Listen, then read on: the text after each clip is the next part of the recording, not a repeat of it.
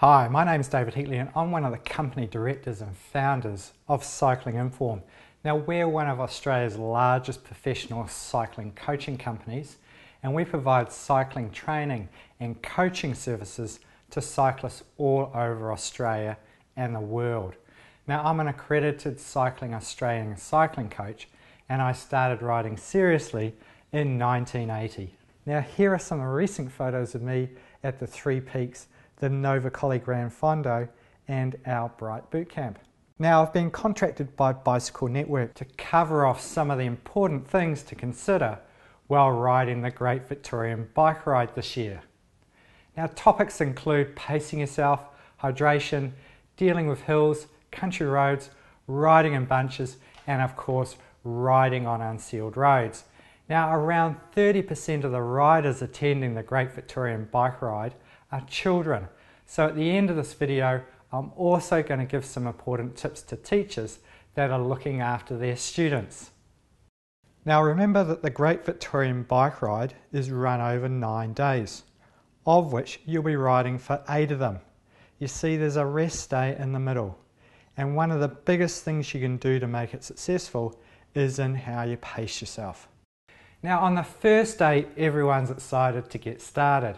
And sometimes that enthusiasm makes people ride the first few days flat out. Now this is not a problem if you're used to riding hard for 7 days. But if you aren't, you might find that after day 4 you'll be struggling a bit. Now not only that, you've got another 4 days to go. So I recommend that you consider taking the first few days easy and then ramping it up for the rest of the event. Now even if you do pace yourself, you may find yourself having a bad day. Now that's okay. If you feel nauseous, faint or ill, consider taking the SAG wagon or contacting the event assistant phone number found in your rider's pack. And the last thing I wanted to cover off is to remember to ride within your limits. Take regular breaks, eat even if you don't always feel like it, and drink regularly. I'll be covering off food and hydration in the next topic. In the morning, make sure that you eat a good portion of low GI carbohydrate. Now remember, carbohydrates are the food that fuels our riding. So foods like muesli, porridge or brown bread are really great choices. It's also really important to take some additional food with you as well. Now you'll want to choose foods that are easy to digest and have a carbohydrate component in them. Bananas are excellent. Now if you prefer, you can also supplement some of this food with sports drinks. Now there's going to be plenty of drink stops along these rides, but it's important to start out in the morning with both your drink bottles full. Now if you want, you can put a sock around your bottles to keep them cool. Now it looks a little bit daggy, but you will drink more water when it's cool and refreshing. Now the amount of water you drink depends on your physiology. You only need to replace the water that you lose through perspiration and breathing. So on the cooler days, you'll be drinking less, while on the hotter days, you'll be drinking more.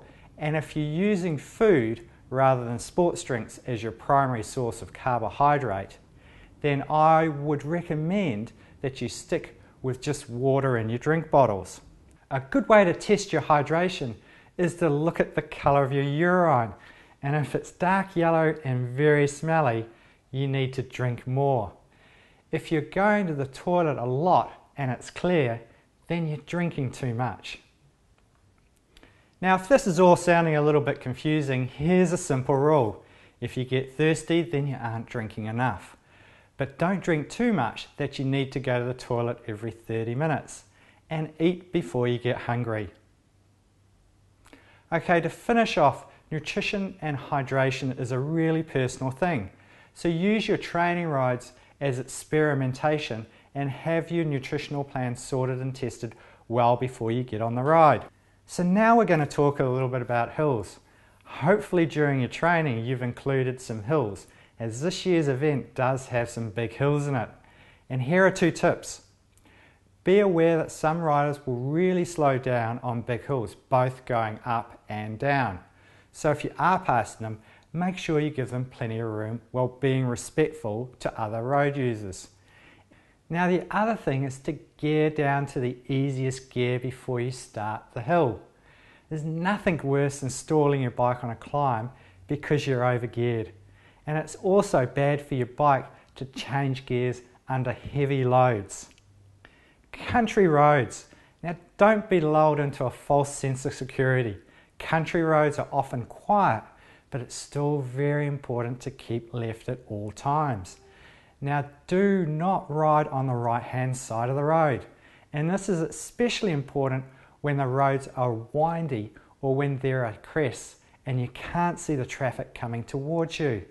Now a good idea is to call car up when there's a car in front of you and car back when there's one behind you.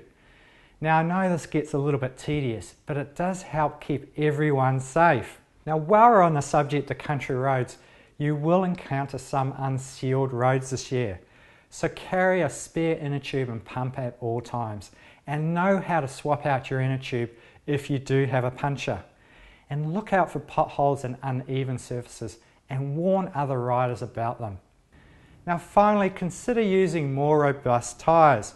While most mountain bikes and hybrids have fairly heavy duty tyres, if you are riding a racing bike, then consider a tyre like the Continental Gator Skin, which is my personal choice of tyres rather than a light racing tyre. Now I teach a lot of people to ride in bunches, and the rules are always simple. Always ride within your ability and never overlap wheels unless you're a very experienced rider. Now I like to sit a little to the left or the right of the wheel in front of me, and that way I can move around the rider if something happens rather than straight into the back of them. Now hills are the other area to be very careful of.